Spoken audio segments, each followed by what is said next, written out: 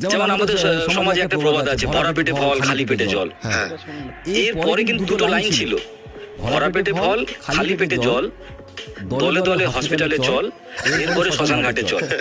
এই দুটো লাইন কিন্তু মুছে গেছে। তার কারণ কি, যদি ভরা পেটে ফল খাই মানুষ অসুস্থ হবেই হবে। কারণ ফল একটা ফ্রুক্টোজ, সেই ফ্রুক্টোজ যখন কার্বোহাইড্রেটের সঙ্গে ভরা পেটের সঙ্গে মিশবে, ইটস ক্রিয়েট অ্যালকোহল, এবং এই অ্যালকোহল যখনই তৈরি হবে তার বাই প্রোডাক্ট হিসেবে তৈরি হবে গ্যাস। তাহলে আমার শরীরে গ্যাস বাড়া মানে আমার শরীরে হার্ট অ্যাটাক, ক্যান্সার, আলসার সমস্ত কিছুর প্রবলেম কিন্তু ওখান থেকে শুরু হচ্ছে। তাহলে আমি যদি ভরা পেটে ফল খাই তাহলে আমাকে ডেফিনেটলি হসপিটালে যেতেই হবে, ডেফিনেটলি শরীর খারাপ হবে। তার মানে এটা ছিল ভরপেট ফল, ভরা পেটে ফল নয়।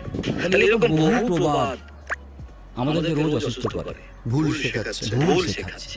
তার মানে আজকের দিনে অসুস্থতা যতটা না শরীরের অসুস্থতা, বেশি হচ্ছে আমার খাবার দাবারের ভুল, আমার প্র্যাকটিস এবং আমার ভুল জানা।